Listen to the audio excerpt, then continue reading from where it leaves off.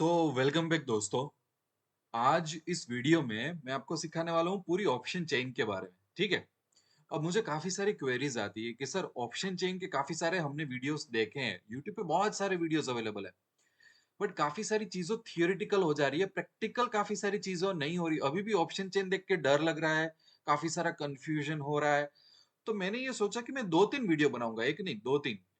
तो ये वीडियो मैंने उनके लिए बनाया है कि जिनको शायद, जो लोग, आप लोग बिगिनर हो, आप लोग अभी भी ऑप्शन चेन को एनालाइज करने से डरते हो, आप लोग अभी भी कंफ्यूज हो, आपको काफी सारी चीजों में अभी भी आपको क्लैरिटी नहीं मिल रही है, तो ऐसे लोगों के लिए ये बहुत बेसिक वीडियो रहेगा। मैं एडवांस में नहीं जाऊंगा और मेरे दो तीन वीडियो आएंगे ऑप्शन चेन के ऊपर से, जिसमें मैं ये भी आपको सिखाऊंगा कि सपोर्ट और रेजिस्टेंस कैसे निकालते हैं, रेंज कैसे निकालते हैं। और एक वीडियो खास इंट्राडे ट्रेडर के लिए भी बनाऊंगा कि भाई इंट्राडे ट्रेडर जो खास होते हैं उसको ऑप्शन चेन का कैसे एनालिसिस करना है। तो ऐसे दो तीन वीडियो लगेंगे, वरना बहुत सारे वीडियो लंबे हो जाएंगे, आप लोग बोर हो जाओगे, राइट। और मैं थोड़ा आपको प्रैक्टिकली बताऊंगा, थोड़ा शांति से बताऊंगा। तो अगर आपको आता भी हो ऑप्शन चेन, तो भी प्लीज इसमें पेशेंस रखना, आपको काफी सारा सीखने को मिलेगा। और मैं वही सिखाऊंगा कि जो सही में जब आप ट्रेड कर रहे हो तब यूजफुल होगा, क्योंकि काफी सारी चीजें ऐसी है कि जो सीखने का कोई मतलब नहीं है, शायद वो 5-10% आप लोग यूज करोगे। तो मैं प्रैक्टिकल बनाने की इसको ट्राई कर रहा हूँ, राइट। सो इसका शुभ मुहूर्त करते हैं। सबसे पहले कि मुझे पसंद है कि मैं ये एनएससी इंडिया वाली ऑप्शन चेन यूज करूं। आजकल मार्केट में जैसे कि सेंसिबल है, ऑप्स्ट्रा है, धन की ऑप्शन चेन है, तो काफी सारी आप लोग यूज कर सकते हो। एक दो हम लोग वो भी ओपन करेंगे। सो सबसे पहले, जैसे कि nse.india.com/option chain, option hyphen chain, या तो गूगल में एनएससी ऑप्शन चेन लिखोगे तो ये पेज आ जाएगा। ये आपका सबसे पहला स्टेप है। तो गूगल में आप लिखोगे कि एनएससी ऑप्शन चेन, तो ये आप आ जाओगे। अब पहले मैं निफ्टी की ऑप्शन चेन, तो बाय डिफॉल्ट यहाँ पे निफ्टी लिखा हुआ है, ठीक है। और आपको कोई स्टॉक डालना है तो यहाँ पे आप स्टॉक डाल सकते हो, और यहाँ पे आपको एक्सपायरी सिलेक्ट करनी है। और कोई पर्टिकुलर स्ट्राइक के रिलेटेड आप जानना चाहते हो तो वो यहाँ से इंफॉर्मेशन मिल सकती है। एकदम बेसिक मैंने आपको बताया। फिर आपको ऐसा करना हो कि भैया चलो मैं बैंक निफ्टी का ऑप्शन चेन, फिन निफ्टी का, तो ये सब यहीं से ओपन हो जाता है। एकदम बेसिक मैं आपको अभी बता रहा हूँ, कोई इसमें इश्यूज नहीं है, राइट। अब मेरी अंडरस्टैंडिंग के हिसाब से जो लोग नए होते हैं मार्केट में, उनके साथ प्रॉब्लम क्या होता है कि ये ऑप्शन चेन पूरी देख के कई बार ये लोग डर जाते हैं कि इसका मीनिंग क्या है, राइट। और हो सकते हैं कि आप लोगों में से काफी सारे लोग को कुछ पता हो, कुछ ना पता हो। तो मैं कुछ एग्जांपल लेके आपको बताने वाला हूँ कि सही में ये सब चीजें क्या होती है और इसकी बनाने की जरूरत क्या पड़ी। देखो, हम सब लोग क्रिकेट देखते हैं, यस और no, right.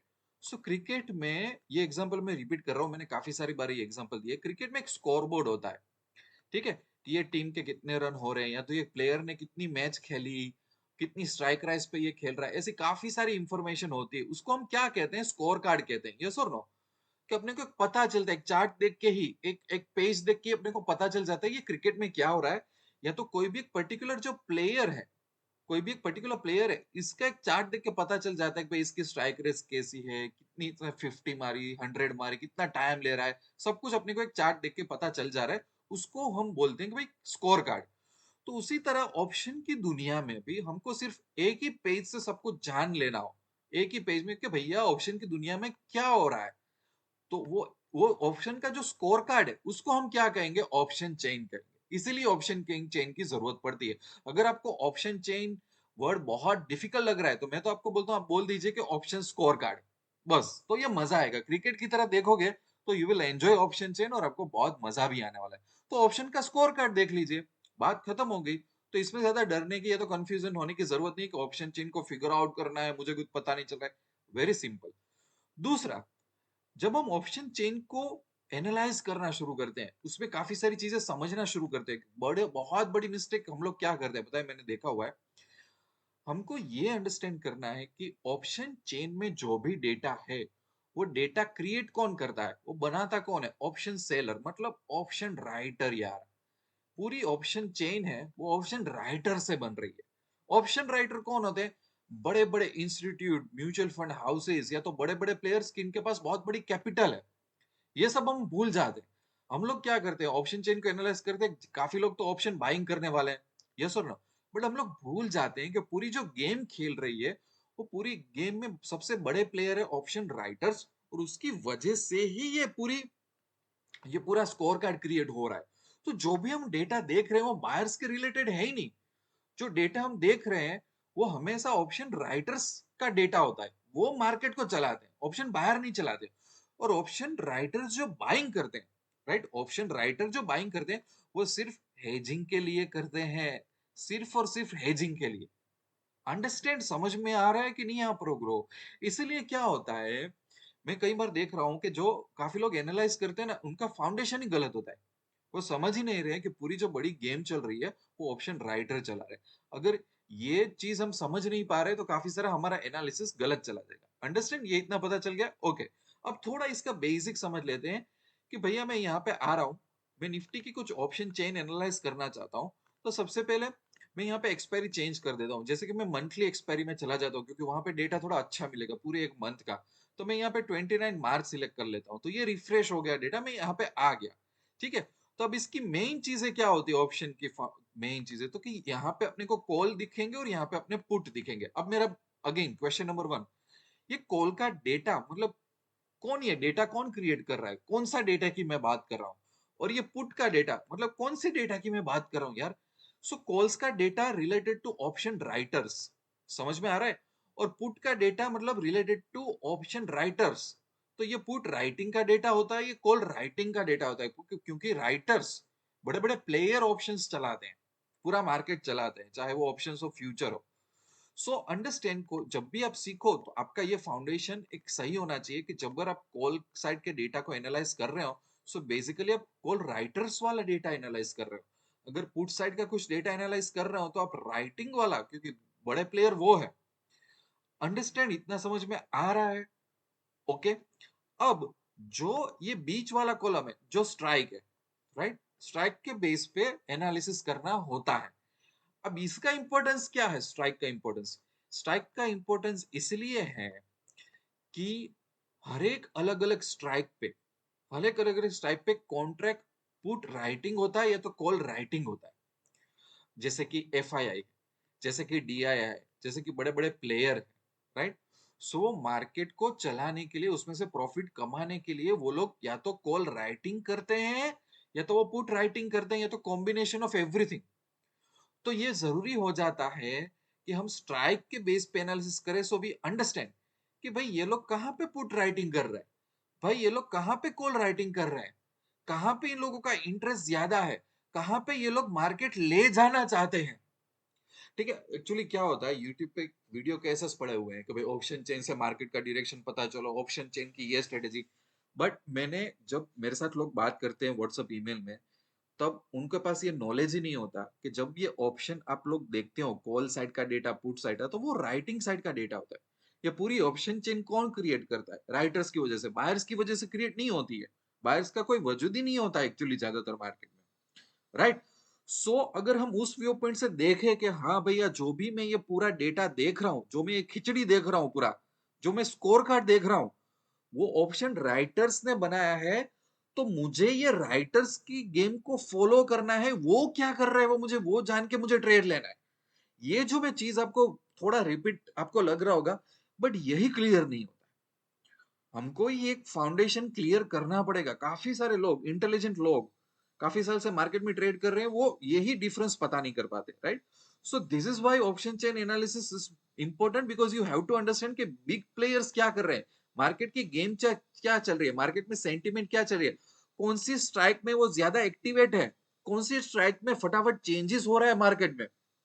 Then you will understand everything. ऐसा नहीं है कि रटा रटाया ज्ञान लेके आप ऑप्शन चेन एनालाइज करके आपको सिर्फ शॉर्टकट ही चाहिए, हाँ सर मुझे फटाफट बता दो कि मार्केट कौन से साइड जाने वाला है, क्या करूं। ऐसा नहीं होता है, ऐसा नहीं होता है। थोड़ा इसमें सोचना पड़ता है, थोड़ा इसमें देखना पड़ता है, राइट। इतना पता चल गया, ये तो आप लोगों को क्लियर होगा।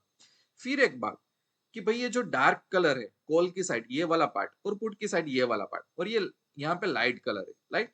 सो मैंने आपको एक बहुत इंटरेस्टिंग एग्जांपल समझाया था कि इसका मीनिंग क्या निकाला जाए। इसका मीनिंग इस तरह से निकाला जाए, मैं रिपीट कर देता हूँ थोड़ी चीजें, कि भैया जैसे कोई आप सिटी में कोई जा रहे हो, कोई एक सिटी है आपका, तो सिटी का जो बीच वाला पार्ट होगा वो एकदम क्रीम एरिया होगा। सिटी का एंट्री वाला पार्ट और एग्जिट वाले पार्ट में सस्ती प्रॉपर्टी मिल जाएगी। सो कई बार ऐसा होता है ना कि भाई आपको देखो चीप प्रॉपर्टी चाहिए, आपको डेवलपिंग एरिया में लेना है या तो आपको डेवलप एरिया में लेना है। सो अगर डेवलप एरिया में लोगे तो पैसा ज्यादा लगेगा आपको, पर आपको रिटर्न भी ज्यादा मिलेगा ऑलरेडी डेवलप एरिया में। डेवलपिंग एरिया में ज्यादातर लोग इंटरेस्टेड होते हैं कि भाई अभी एरिया डेवलप हो रहा है, अभी से पैसा डाल दूं तो अच्छा रिटर्न मिलेगा। पर सिटी के एंटर और एग्जिट में आपको फार्म हाउस जैसी प्रॉपर्टी लेनी हो, लैंड लेनी हो, चीप मिल जाएगी, पर फैसिलिटीज वहां पे कम होगी।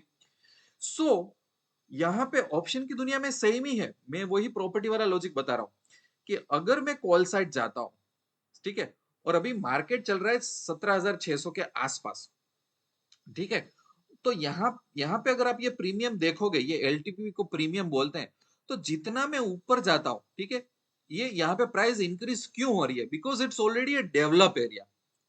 मुझे डेवलप एरिया में प्रॉपर्टी लेनी है, मतलब मुझे ऐसे कॉन्ट्रैक्ट, एज ए बायर में ऐसे कॉन्ट्रैक्ट में इंटरेस्टेड हूँ कि जो ऑलरेडी वहां से मार्केट जा चुका है, मतलब वो एरिया डेवलप हो चुका है। ऑफ कोर्स ये डेवलप एरिया होगा तो जैसे जैसे देखो 210, 240, 275, 305, क्यों? क्योंकि ये तो एरिया डेवलप हो चुका है, मार्केट वहां से गुजर चुका है, फिर भी आप वो कॉन्ट्रैक्ट लेना चाहते हो। और यहाँ पे ये अगर कॉन्ट्रैक्ट ऐसे बाहर आप बाय करोगे तो वो स्पीड आपको जबरदस्त मिलेगी, क्योंकि आप पैसा ज्यादा डाल रहे हो, ठीक है। अब जैसे कि ये एरिया डेवलपिंग एरिया है कि 17,600, तो इसको ये लोग क्या बोलते हैं? एटीएम। इसको क्या बोलेंगे? आईटीएम। इसको क्या बोले? इन द मनी, मतलब यहाँ पे ऑलरेडी पैसा है। एट द मनी मतलब ऑलरेडी डेवलपिंग एरिया है कि मतलब हाँ पैसा आना शुरू होगा यहाँ से। सो यहाँ का प्रीमियम थोड़ा इन बिटवीन एवरेज होता है कि 210 रुपए। और मैं जा रहा हूँ कि नहीं, मुझे तो थोड़ा चीप चाहिए, राइट? तो मैं सिटी के बाहर जाना चाहता हूँ, तो मैं अगर यहाँ पे चला जाऊं जहाँ पे मार्केट को अभी आना है, स्टॉक मार्केट आया नहीं है, मार्केट अभी 17,600 चल रहा है, अभी मार्केट अभी आया नहीं है, और मैं चाहता हूँ कि 17,800 वाला कॉन्ट्रैक्ट लेके बैठो, तो उसकी प्राइस सीधी 112 हो गई। तो 210 के ज्यादा काफी सारे 80 रुपीज यहाँ पे कम हो गए, 80-90 रुपीज, राइट? पर यहाँ पे मुझे स्पीड भी कम मिल जाएगी। अंडरस्टैंड? सो ये प्रॉपर्टी मार्केट जैसा ही है। जो व्हाइट कलर का एरिया है जिसको हम बोलते हैं ओटीएम, ठीक है, तो उसकी प्राइस चीप क्यों रहती है? क्योंकि अभी वहां पे मार्केट को आना है। तो अभी अगर प्रॉपर्टी की भाषा में देखो तो अभी स्कूल बनना बाकी है, कॉलेज बनना बाकी है, सुपर मार्केट एक ही है, ज्यादा नहीं है, तो वो चीप मिलेगी। So as an option buyer, आपके पास कितना पैसा है, आप कितनी स्पीड देना चाहते हो, आप कितना रिस्क लेना चाहते हो, उसके हिसाब से आपको चूज करना है। उसी टाइम यहाँ पे पुट वाला मार्केट है, तो ये ओटीएम मार्केट हुआ, ये सस्ता है। देखो प्राइस सब सस्ती, जैसे जैसे ऊपर जाओगे प्राइस को सस्ती मिलेगी, और एटीएम के साथ एक एवरेज प्राइस मिलेगी जैसे कि 174, और नीचे की तरफ हाई प्राइस होगी। तो पुट के लिए ये एक एरिया है जो आउटस्कर्ट जैसा काम करता है। So as an option buyer, अगर हम एडिक्टेड है कि हमको चीप ही चीज चाहिए, तो हम समझ लो कि आप ये नहीं बोल सकते मैं सिटी के बाहर प्रॉपर्टी लूंगा और मुझे बहुत बड़ा रिटर्न मिलेगा। मिलेगा, but then you have to wait 10-15 years.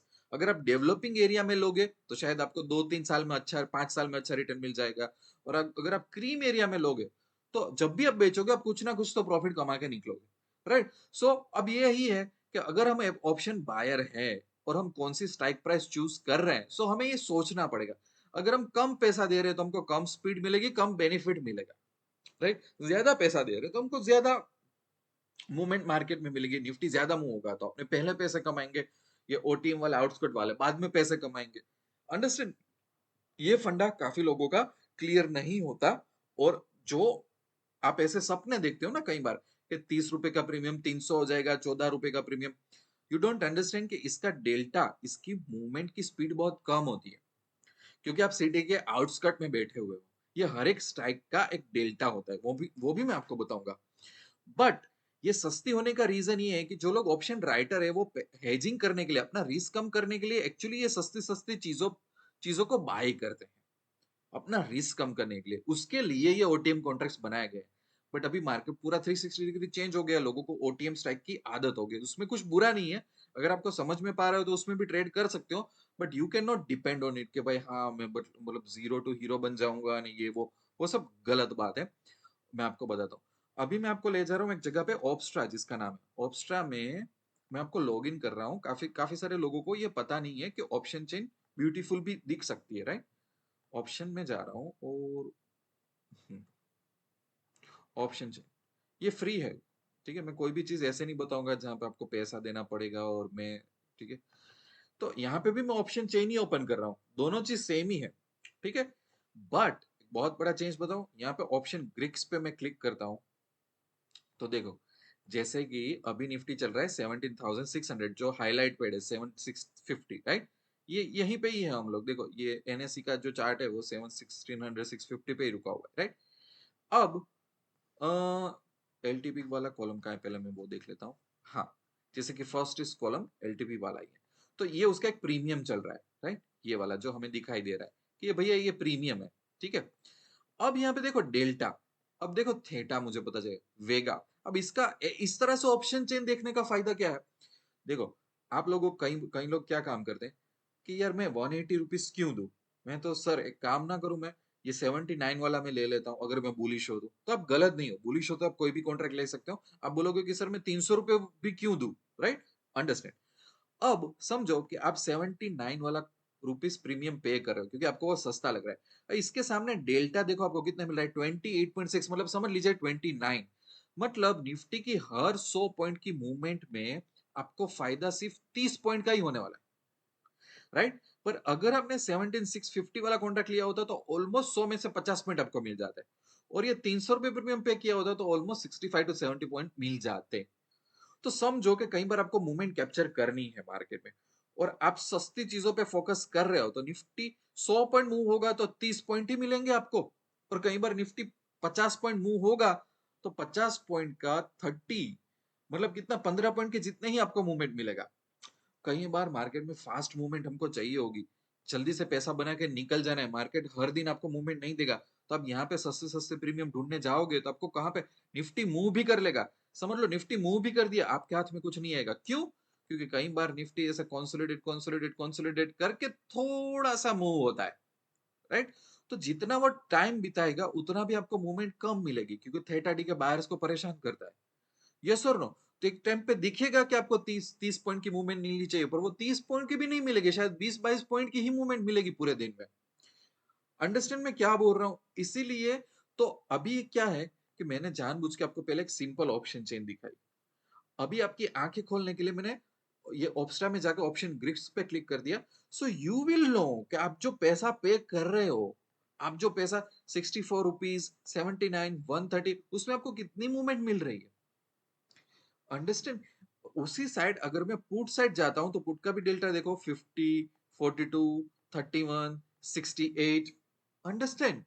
और मैं आपको बोलूं, ज्यादातर ज्यादातर एक्चुअली अगर आप ऑप्शन बायर हो ना, अगर आपके पास ज्यादा पैसा नहीं है तो आप डर रहे हो, तो बेटर है कि एटलीस्ट आप जो एटीएम स्ट्राइक है ना, कि जहां पे मार्केट है, जो उसको बोलते हैं डेवलपिंग प्रॉपर्टी एरिया, कम से कम उसमें ट्रेड करो यार। कम से कम आप 50% की तो मूवमेंट आपको मिलेगी।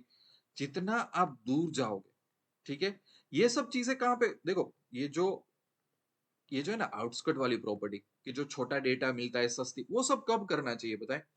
जब हमें ऐसा लगे कि यार बैंक निफ्टी में बहुत बड़ी मूवमेंट आएगी, 900 1000 पॉइंट की, निफ्टी में बहुत बड़ी मूवमेंट आएगी, बट हम ज्यादा श्योर नहीं है, पर मूवमेंट आने वाली है, हम उसका मूवमेंट का ग्रीडी होकर बहुत बड़ा फायदा उठाने वाले, पर रिस्क कम लेना है। उस टाइम पे, एक टाइम पे तुम थोड़ा ओटीएम में चले जाओ तो इट मेक सेंस कि हाँ भाई, आपका नॉलेज सही है, आपका एनालिसिस सही है, बहुत बड़ी मूवमेंट आने वाली है, तो ज्यादा पैसा नहीं देना है, रिस्क आपको कम करना है।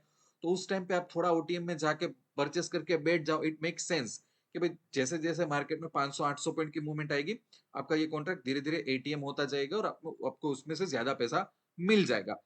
बट ये ड्रीम आप हर रोज नहीं देख सकते, क्योंकि ओटीएम जो कॉन्ट्रैक्ट है वो 100-200 पॉइंट की मूवमेंट कैप्चर करने के लिए नहीं है, उसमें फंसोगे ज्यादा, मिलेगी ही नहीं उतनी मूवमेंट एग्जिट करने के लिए। और मार्केट देखो, कई बार मार्केट में जो चार्ट होता है ना, मैं आपको बताता हूँ, 15 मिनट का एक चार्ट आप हम ले लेते हैं, बैंक निफ्टी का फॉर एग्जाम्पल।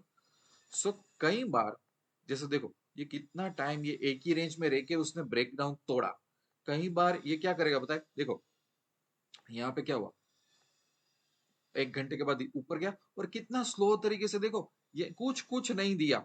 अब उस टाइम पे फॉर एग्जांपल आप पुट बाय करते हो, ये सोच के कि मार्केट ऊपर टिक नहीं रहा है बैंक निफ्टी में, तो पुट बाय करूंगा, ठीक है, और वो पुट आप ओटीएम में जाके कहीं पे फार बैठे हो, आपको कुछ पैसा नहीं मिलेगा एक्चुअली। यहाँ पे भले मार्केट नीचे आया हो, आपको एक्चुअली कई बार तो प्रॉफिट दिखेगा भी नहीं उस तरीके से, और कई बार लॉस दिखेगा, या तो एकदम आपको लगेगा कि यार मेरा तो टाइम वेस्ट हुआ, ये तो क्या प्रॉफिट हुआ, ऐसा हुआ। हमको जो चार्ट देखो, ऑप्शन बाइंग का यही प्रॉब्लम होता है कि हमको जो चार्ट में दिखता है ना, वो रियल मूवमेंट नहीं मिलती है। बिकॉज वो कितनी देर में मार्केट टूटता है, कितनी स्पीड से। देखो यहाँ से मार्केट ऊपर गया था तो कितनी अच्छी स्पीड में गया था, राइट। कई बार जो मार्केट गिरता है तो कितनी स्पीड से मार्केट गिरता है। देखो यहाँ पे उसको मार्केट को ऊपर जाना था, राइट, और उसने यही रेंज में, ये एक रेंज में कितना सारा टाइम बिताया, तो आप थक जाओगे। और यहाँ पे जो थेटा डीके होगा ना, वो थेटा डीके इतना हैरान करेगा आपको कि आपको चार्ट पे मूवमेंट दिखेगी और ऑप्शन में वो मूवमेंट कट हो जाएगी, क्योंकि थेटा डीके भी आपका प्रीमियम खा लेता है। आपको आपको मूवमेंट चाहिए कि मूवमेंट आपको एंट्री होने के बाद मूवमेंट थोड़ी आपको फास्ट मिले, एकदम स्लो स्लो होके। देखो ये वाली, जैसे कि ये वाली है, यहाँ पे आप कुछ भी बाय कॉल और पुट बाय करके बैठे होते, आपको एग्जिट करना ही पड़ेगा, क्योंकि मार्केट बोरिंग है। मार्केट कुछ पैसा आपको बनाने ही नहीं देगा, 2-5 रुपए आपको बना, और उसमें आप ओटीएम में जाके बैठे, अब क्या उसमें से आप पैसा बना लोगे। जैसे कि ये मैं आपको बता रहा था, ये एक डेट थी, ठीक है। जैसे कि यहाँ पे अगर यहाँ पे आप ओटीएम में जाके बैठ भी गए और बैंक निफ्टी ने 200 पॉइंट की मूवमेंट भी दे भी दी, तो आप क्या कमा लोगे। 200 पॉइंट में से शायद आप उसका 30% कुछ ले पाओगे, 50, 60, 70 पॉइंट, उसमें भी थेटा डी के आपके 10-15 पॉइंट और खा जाएगा, राइट। सो दैट वो वी हैव टू अंडरस्टैंड कि भाई क्या हो रहा है। जहाँ पे कंसोलिडेटेड मार्केट है, आईटीएम में भी जाना पड़ेगा अगर आपको फटाफट प्रॉफिट बुक करके 50-50 पॉइंट के निकल जाना है। ये काफी सारी टाइम हम सीखते नहीं। दूसरा, बहुत बड़ी एक चीज होती है ओपन इंटरेस्ट और चेंज इन ओपन इंटरेस्ट। अब इसका भी एक फंडामेंटल चीज है, इसको कॉम्प्लेक्स मत करो, इसके ऊपर हमें पीएचडी नहीं करनी है। देखो जो ये ओपन इंटरेस्ट है, इसका मतलब क्या हुआ कि जो मार्केट हमारा चल रहा है, ठीक है, ओपन इंटरेस्ट मतलब कितनी पोजीशन अभी ओपन है, कितने कॉन्ट्रैक्ट ओपन है। जैसे कि निफ्टी अभी 17,589 पे चल रहा है, राइट। सो फॉर एग्जांपल 18,000 थोड़ा पास में है। सो 18,000 जो स्ट्राइक प्राइस है, इसमें एक्चुअली ऑप्शन राइटर्स क्या कर रहे हैं, ये हमें जानना है। और फॉर एग्जांपल नीचे की साइड 1,000 पॉइंट में 17,000 है, राइट। तो अब मुझे जानना हो कि मार्केट का इंटरेस्ट ऊपर की साइड ज्यादा है, नीचे की साइड से। सो मैं ऑप्शन स्ट्राइक में एक्टिविटी देखूंगा कि क्या लग रहा है, कहां पे ज्यादा राइटिंग हो रहा है। तो उसको क्या बोलते हैं, ओपन इंटरेस्ट। मतलब कितने कॉन्ट्रैक्ट कौन सी स्ट्राइक पे ज्यादा एक्टिवेट है, वो अभी ओपन है, जो क्लोज नहीं हुए हैं, राइट। जितने कॉन्ट्रैक्ट ओपन है मतलब वहां पे इंटरेस्ट है लोगों का। अब इसको इंटरप्रेट कैसे करते हैं, देखो ये मंथली एक्सपायरी ले ली हमने निफ्टी की। अब मैं देखता हूं कि कौन से साइड ये ओपन इंटरेस्ट के नंबर ज्यादा है। फॉर एग्जाम्पल, ओके, सो यहाँ पे मैं देख रहा हूं तो एक चीज मेरी नजर पे पड़ी कि 64,979, मतलब ऑफ ऑलमोस्ट 65,000 कॉन्ट्रैक्ट्स ओपन पड़े हुए हैं। कौन सी स्ट्राइक प्राइस पे, 18, ठीक है ना, 18,000 पे। तो ये कॉल राइटिंग है, अंडरस्टैंड। अब कॉल राइटिंग का मतलब क्या होता है, एक रेजिस्टेंस जैसा मतलब होता है कि भाई इसके ऊपर मार्केट नहीं जाएगा। नहीं जाएगा मतलब 100% नहीं है, प्रोबेबिलिटी में मान सकते हैं कि एक रेजिस्टेंस यहाँ पे लग रहा है। मैं एक वीडियो बनाने वाला हूँ जहाँ पे मैं आपको बताऊंगा कि भाई इसमें से सही तरीके से रेजिस्टेंस और सपोर्ट कैसे निकालते हैं। बट ज्यादा टर्मिनोलॉजी में मत जाओ कि डायरेक्ट बस यही एक मैजिक पता चल गया, ये एक रेजिस्टेंस है, ऐसा नहीं। अब ये आप कितना भी एनालाइज करोगे ना, ये कई बार 18,000 तोड़ भी देगा, right. So we have to understand कि जो हम देख रहे हैं वो सिचुएशन कभी भी चेंज हो सकती है। अगर इतना इजी होता कि अरे यार ओपन इंटरेस्ट एनालाइज करो, कौन सा कॉन्ट्रैक्ट एक्टिवेट है, वो रेजिस्टेंस है, पैसा बना, ऐसा नहीं होता। एवरीथिंग इज कंडीशन अप्लाइड वाली चीज होती है, राइट। जो एक शैम्पू की बोतल बाय करते हैं ना, उसमें भी कंडीशन अप्लाई होती है। बट इतना पता चलता है कभी इंटरिम बेसिस पे काफी सारे कॉल राइटर्स ने 18,000 पे ज्यादा राइटिंग की है, और उसके बाद भी हमें ऐसा लग सकता है कि भाई दूसरा जो राइटिंग हुआ है वो 17,700 पे राइटिंग हुआ है। उसके बाद जो राइटिंग हुआ है वो 17,800, सॉरी यहाँ पे भी हुआ है 17,500 पे। तो यहाँ पे एक अपने को पता चलता है कि भाई 18,000 पे एक रेजिस्टेंस आएगा। अगेन मैं रेजिस्टेंस में और 2-3 चीजें मैं डालने वाला हूँ कि जो आपको देखना है, ऐसा रट्टा नहीं मानना है, बट अंडरस्टैंड।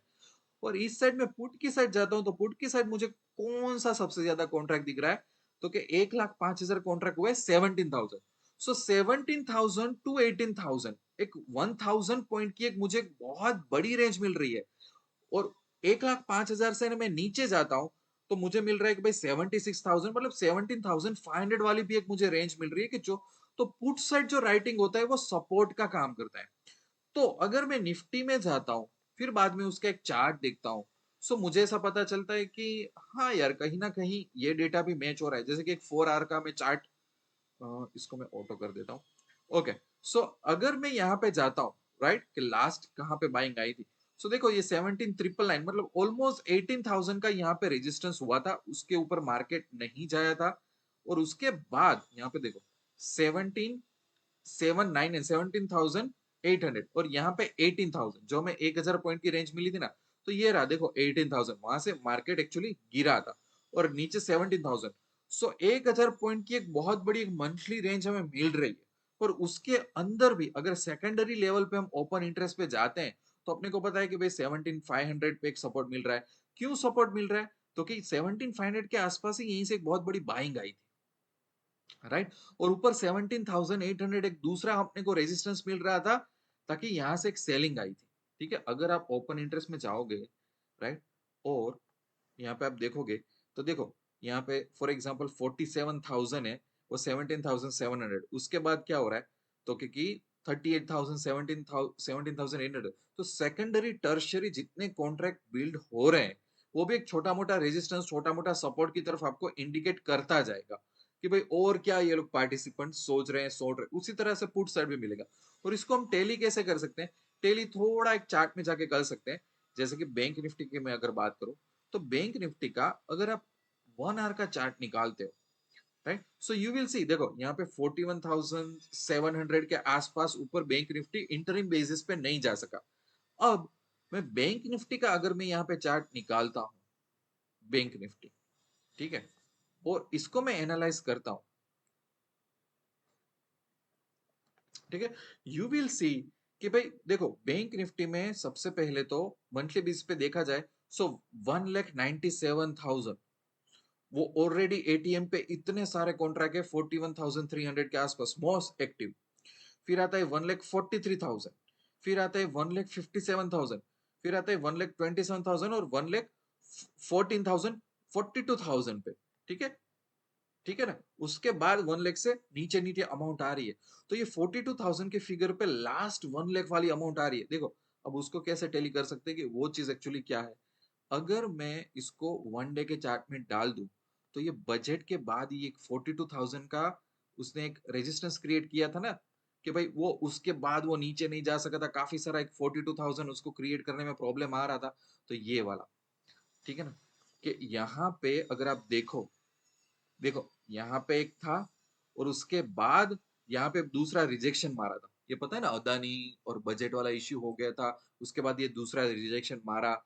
तो दो तीन अपने को एक्टिव कॉन्ट्रैक्ट मिल जाते हैं कि भाई हर कुछ पॉइंट पे ये राइटर्स एक्टिवेट हो रहे हैं और वो रेजिस्टेंस है। जैसे कि 42,000 का एक रेजिस्टेंस है, फिर बोलते हैं कि भाई 41,600 का रेजिस्टेंस है, 41,000 का 500, क्योंकि काफी सारा यहाँ पे एक्टिवेशन हुआ है।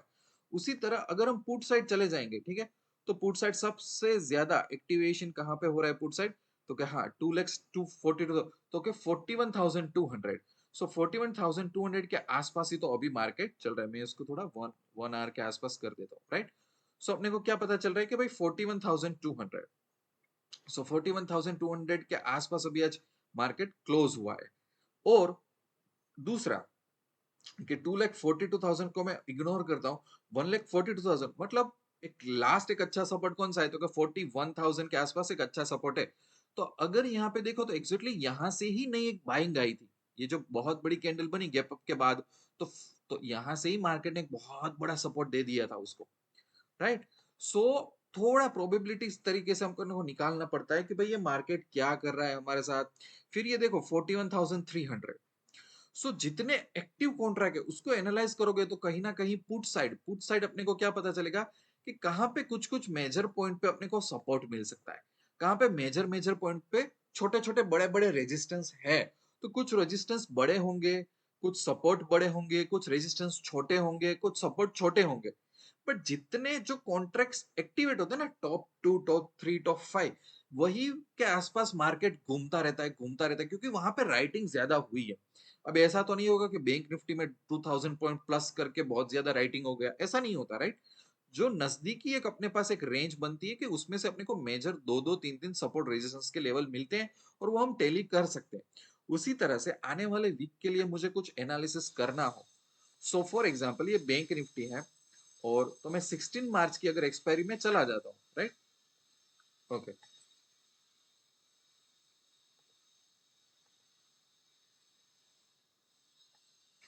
तो फिर यहाँ पे मैं देख सकता हूँ कि भाई चलो अब जो नया वीक शुरू हो रहा है उसमें से किस तरीके का कहाँ पे कॉन्ट्रैक्ट ज्यादा एक्टिव है, कहाँ पे कॉन्ट्रैक्ट कम है, उस तरीके से एक मेरी रेंज निकाल सकता हूँ जो आने वाले वीडियो में थोड़ा ज्यादा डिस्कस करूंगा। बट यहाँ से मुझे पता चलेगा ओके 65,000 मतलब 41,500 पे एक रेजिस्टेंस मिल रहा है। 65,000 के बाद जो आसपास के जो नए कॉन्ट्रैक्ट्स होते हैं कहाँ पे और ज्यादा कॉन्ट्रैक्ट एक्टिवेट हो रहे हैं, कहाँ पे एक लॉन्ग टर्म रेजिस्टेंस मिल रहा है मुझे।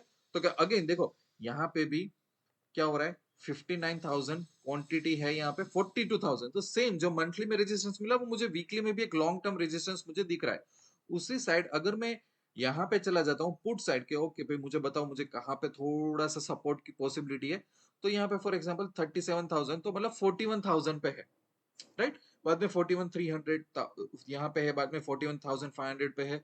सो ये डेटा यहाँ से मैं थोड़ा कंबाइन कर सकता हूँ। अगेन इस पे 100% डिसीजन लेना है, थोड़ा प्राइस एक्शन में भी अपने को देखना है, थोड़ा एक दो चीजें और भी हमें देखनी है। बट अंडरस्टैंड कि जो मेजरली एक्टिवेट कॉन्ट्रैक्ट उसमें ध्यान रखते हैं तो हमको ज्यादा पता चलता है। अब ये चेंज इन ओपन इंटरेस्ट क्या होता है कि जैसे कि एक दिन खत्म होता है तो मैं यहाँ पे देखता हूँ कि यार ठीक है सही है, ये 65,000 वाला कॉन्ट्रैक्ट एक मेन है जो 41,500 का एक रेजिस्टेंस है मार्केट के लिए, इंटरिम चीज दिख रही है मुझे यहाँ पे, ठीक है। तो अगर दिन खत्म होता है और मैं ये देख रहा हूँ कि सबसे ज्यादा यहाँ पे प्लस में कॉन्ट्रैक्ट यहाँ पे एक्टिवेट हो गए हैं ज्यादा, मतलब ज्यादा राइटिंग नए राइटर्स भी आए हैं, तो ये लोग क्या कर रहे हैं वो रेजिस्टेंस को और मजबूत बता रहे हैं, दीवार को और मजबूत बता रहे हैं। अब समझो यहाँ पे माइनस आता है या तो क्वांटिटी कम होती है तो ये धीरे धीरे रेजिस्टेंस छूट रहा है यहाँ पे, ऐसा बोला जा सकता है। यहाँ पे वीक होता जा रहा है। अब राइटर्स कुछ और रेजिस्टेंस के बारे में सोच रहे हैं। उसी तरह जैसे कि मैं आपको बताऊं उसी तरह पुट के साइड जाता हूँ और मुझे ऐसा लग रहा है कि चलो ये 41,000 का एक सपोर्ट है, 37,000 यहाँ पे कॉन्ट्रैक्ट है। अब मैं देख रहा हूँ यहाँ पे और ज्यादा लोग आए, एक दिन खत्म हो गया और ज्यादा एडिशन हुआ है कंपेयर टू अदर कॉन्ट्रैक्ट्स, यहाँ पे ज्यादा लोग आ रहे हैं, मतलब ये एक स्ट्रॉन्ग सपोर्ट है, वहां पे ज्यादा राइटिंग हुई है पुट वाले की तरफ से। अगर यहाँ पे कम आ रहे हैं, यहाँ पे माइनस बता रहा है, तो ये लोचा है, ये थोड़ा वीक हो रहा है अगेन, राइट। जितना देखो पुट साइड जितना ज्यादा ये एक्टिव होगा उतना सपोर्ट स्ट्रॉन्ग बनेगा। कॉल साइड यहाँ पे प्लस में जितना एडिशन होगा उतना रेजिस्टेंस वहां पे स्ट्रॉन्ग बनेगा क्योंकि ज्यादा वहां पे इंटरेस्ट हो रहा है। यहाँ पे जितनी चीजें कम होगी माइनस में चीज आएगी रेजिस्टेंस उतना वीक हो जाएगा। यहाँ पे जितने कॉन्ट्रैक्ट कम होंगे डे टू डे बेसिस पे तो उतनी एक्टिविटी इंटरेस्ट कम होता जाएगा, वो सपोर्ट थोड़ा टूटने का ज्यादा चांसेस हो जाएगा। इस तरीके से हमें देखना है जैसे कि कौन ये रेजिस्टेंस साइड कौन वॉल को सपोर्ट कर रहा है या सपोर्ट साइड कौन से वॉल ज्यादा एक्टिवेट हो रही है, ये हमें देख रहे हैं। माइनस में भी आपको नंबर दिखेंगे, ऐसा नहीं कि नहीं दिखेंगे, मतलब वहां पे इतनी पोजीशन जा रही है। मैं मंथली में आ जाता हूँ एक बार,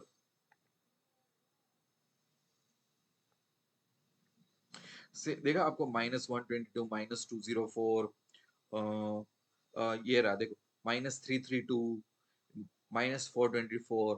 तो जैसे जैसे मार्केट ओपन होगा नई नई एक्सपायरी होगी तो आपको ये सब डेटा और अपडेटेड मिलता जाएगा कि डेली बेसिस पे कहाँ पे ज्यादा प्लस माइनस हो रहा है, राइट। सो उस तरह से कई बार पता है ना, देखो जैसे मार्केट अचानक यहाँ पे गैप अप हो गया ऊपर हो गया, राइट। तो समझो मार्केट ऊपर चला गया, ज्यादा बायर्स आ गए, ये रेजिस्टेंस था वो तोड़ दिया, तो उस टाइम पे क्या होगा कि पुट राइटिंग के साथ ज्यादा कॉन्ट्रैक्ट ऐड होना शुरू हो जाएंगे और जो रेजिस्टेंस यहाँ पे मान रही है ना कॉल साइड वो सब कॉन्ट्रैक्ट में से लोग निकलना शुरू कर देंगे, वरना उसको लॉस होगा, मार्केट ऊपर जा रहा है, राइट। तो वो अपना रेजिस्टेंस जोन बदलते जाएंगे, जो अभी जो एक दीवार थी वो टूटेगी तो उसमें से लोग निकलना शुरू करेंगे कि नहीं करेंगे। तो उस टाइम पे अपने को यहाँ से एक्टिविटीज देखना चालू हो जाती है कि अरे ओके अब पता चल गया कि ये अभी सिचुएशन हो गई तो लोग अपना कॉल राइटिंग क्यों होल्ड करेंगे, उसमें से निकलते जाएंगे, नया रेजिस्टेंस पे और ज्यादा राइट होगी, चलो यहाँ पे राइटिंग बढ़ेगा यहाँ पे राइटिंग बढ़ेगा, तो एक रेंज बदल जाएगी। जैसे एक रेंज बदल जाएगी तो वो भी अपने को ऑप्शन चेन में दिखेगा ओके, क्योंकि मैटर करता है ना। अगर यहाँ पे ऑप्शन राइटिंग हुई है कॉल राइटिंग हुई है मतलब ये चाहते हैं कि भाई ये रेजिस्टेंस है ये ना टूटे, पर ये टूट गया, बाइंग आ गई मार्केट में, ठीक है। तो क्या होगा, इन लोगों को अपनी पोजीशन कवर करनी पड़ेगी। सो उस टाइम पे यू विल सी कि वो पर्टिकुलर कॉन्ट्रैक्ट होता है जैसे कि 40,800, सो वो 40,800 में से यू विल सी कि कॉल राइटर्स धीरे धीरे फटाफट निकल रहे हैं उसमें से, ये आपको माइनस की चीजें मिलेगी, आपको पुट साइड वही चीज बढ़ रही है आपको, और फिर नए रेजिस्टेंस में वही डेटा ऐड होगा आपके लिए, राइट। तो अंडरस्टैंड कि इट्स ऑल अबाउट, सो आप ऑप्शन चेन को 360 डिग्री यूज मत करो, ठीक है, इट्स वेल एंड गुड कि डेल्टा कैसा चल रहा है, मार्केट में मूड कैसा लग रहा है, सेंटिमेंट, और उसको थोड़ा रिलेट करो प्राइस एक्शन के साथ, देन मैजिक विल हैपन। सो अभी मैं जानबूझ के मैं इतना डिटेल में नहीं जा रहा हूं यहाँ पे कि और पता लगाते हैं कि रेंज कहाँ पे निकलेगी ये वो। और एक्चुअली इंट्राडे जो हम ऑप्शन बाइंग वगैरह करते हैं ना, उसमें बहुत प्रॉब्लम होता है क्योंकि ये डेटा कंटिन्यूस अपडेट होता है इंट्राडे के लिए। इंट्राडे के लिए मैं ज्यादातर तो एक्चुअली प्राइस एक्शन पे ही फॉलो करता हूँ, क्योंकि इतना मैं ऑप्शन एनालिसिस करने जाऊंगा तो मुझे इतनी रेंज मिलने वाली नहीं है इतनी इफेक्टिवली। ये मेरा एक पर्सनल एक्सपीरियंस है। अगर इंट्राडे यूज कर रहा हूँ वहां पे मुझे सपोर्ट है, क्योंकि क्या होता है 1 आवर की कैंडल के बेस पे हम लोग ट्रेड करते हैं, 15 मिनट की कैंडल पे ट्रेड करते हैं, और प्राइस रिजेक्शन पे हम लोग ट्रेड करते हैं। सो यहाँ पे देखो आज क्या हुआ, आज मैं एक सिंपल एक एग्जांपल आप लोगों को बताता हूँ। तो जैसे ये 15 मिनट का बैंक निफ्टी का डेटा है, ठीक है। अब मैं इसको एक देख रहा हूँ तो मुझे पता है कि लास्ट टाइम हाई यहाँ पे मारा था, फर्स्ट कैंडल ने भी हाई, ये उसने मिड मार्केट में तोड़ने की ट्राई की पर उसको प्राइस रिजेक्शन मिला, राइट। तो ये पूरा जोन क्या हो गया, एक रेजिस्टेंस जैसा हो गया। तो ये मैं ऑप्शन चेन में जाके देख सकता हूँ, पर उतना मुझे लाइव डेटा इतना हेल्प नहीं करेगा ऑप्शन में। पर मुझे प्राइस एक्शन एनालिसिस से पता चल जाएगा कि भैया ये प्राइस रिजेक्शन हो रहा है, बेटर है कि पुट्स की साइड चले जाओ। और यहाँ पे ये कंफर्मेशन मिला कि ये जो आज का लो था वो भी उसने तोड़ा हुआ है। तो मैं थोड़ा प्रीफर करता हूँ कि मैं बहुत इंट्राडे पे मैं ऑप्शन चेन में ना घुसूं, क्योंकि काफी सारे कंफ्यूजिंग सिग्नल मिलते हैं, क्योंकि डेटा इतने लोग एंट्री होते हैं एग्जिट होते हैं पता नहीं चलता है काफी बार। बेटर है कि मैं थोड़ा वीकली और मंथली बेसिस पे मैं option chain open interest analysis करूँ सिर्फ मूड जानने के लिए, और बाकी मेरा थोड़ा ज्यादातर फोकस हो प्राइस एक्शन के बेस पे। ये मेरा अभी तक का एक्सपीरियंस है। बाकी मैं थोड़े और वीडियोस ऑप्शन चेन पे बनाऊंगा कि सपोर्ट रेजिस्टेंस पे हम बात करेंगे, रेंज की बात करेंगे, और कुछ यूनिक चीजों प्रीमियम के बेस पे बात करेंगे। पर अभी के लिए हम सब इतना ही रखते हैं, क्योंकि फिर मैं आपको ज्यादा कंफ्यूज नहीं करना चाहता। आप आई होप कि आपको काफी सारा प्रैक्टिकल नॉलेज मिला होगा। आप अपने कमेंट और फीडबैक दे सकते हो, और मिलते रहेंगे अच्छे अच्छे वीडियो में। तब तक के लिए wish you lots of love and happiness. Thank you very much. दोस्तों आगे बढ़ने से पहले एक छोटी सी अनाउंसमेंट कि अगर आप निफ्टी और बैंक निफ्टी में कैपेबल बनना चाहते हो, अगर आपका बहुत बड़ा फोकस ऑप्शंस पे है, तो मैं आपको कहूंगा कि इंडिया की number 1 Telegram channel Nifty bank Nifty VIP traders हमने क्रिएट की है। उसमें आप आसानी से जुड़ सकते हो, क्योंकि ये चैनल का एम ये है कि आपको डेली एनालिसिस दिया जाए निफ्टी और बैंक निफ्टी का। लाइव मार्केट में मेजर प्राइस एक्शन के लेवल के अपडेट्स आपको दिए जाएंगे। दूसरा, वीकेंड का यूज किया जाएगा स्ट्रेटेजीज को सीखने में, टेक्निक्स को सीखने में। और एक मेरी सीरीज चालू होगी जिसको बोलते हैं ऑप्शंस में जीते कैसे। सो ऑप्शन बाइंग और सेलिंग और हेजिंग में कैसे मास्टर बनना है, माइंडसेट आ गया, मनी आ गया, मार्केट आ गया। तो और क्यूएनए सेशंस के वीडियो भी होंगे। तो सिर्फ ऐसा नहीं है कि सिर्फ यहाँ पे प्रॉफिट के स्क्रीनशॉट होंगे, दूसरे ड्रामाबाजी होगी, ऐसा नहीं। ये 360 डिग्री आप इसको मेंटरशिप और कोचिंग प्रोग्राम भी बोल सकते हो, जहां पे आपको लाइव लेवल्स भी मिलेंगे, प्राइस एक्शंस के वीडियोस भी मिलेंगे, नए नए सेटअप्स भी आपको दिए जाएंगे, और आपके माइंडसेट और टेक्निक्स पे कैसे काम करना है, और आपके क्वेश्चंस के आपको आंसर भी मिल जाएंगे। यही नहीं, उसके साथ ही हम लोगों ने एक टूल बनाया जिसका नाम है ऑप्शन ऑर्डर मास्टर। खास करके ऑप्शन ट्रेडर्स के लिए एंट्री बहुत ही फास्ट होनी चाहिए, तो उनके लिए टूल है। ये टूल बहुत मेहनत करके बनाया, ये आपको मिल जाएगा। उसके बेस पे ये टूल का स्क्रीनशॉट है, आपके पास automated OTM strikes, ATM strike और आईटीएम स्ट्राइक्स आ जाएंगी। उसके बेस के फटाफट आप मार्केट ऑर्डर और फटाफट आप ब्रेकआउट ऑर्डर डाल सकते हो, ताकि आपको बहुत झंझट करने की जरूरत नहीं है। ये टूल ऐसे ही फ्री मिल जाएगा। अगर ये चैनल ज्वाइन करना चाहते हो और लाइफ में कैपेबल बनना चाहते हो, किसी पे डिपेंड नहीं रहना है और फालतू टिप्स या कॉल्स नहीं चाहिए, तो डिस्क्रिप्शन आप चेक कर लेना। आपको डिस्क्रिप्शन में ये वीआईपी जो ट्रेडर्स चैनल है उसकी लिंक मिल जाएगी, वो आप ज्वाइन कर सकते हो। और आप टारगेट करो कि आप थोड़े महीने बाद अब अपने आप ही कैपेबल बन जाओगे, ठीक है।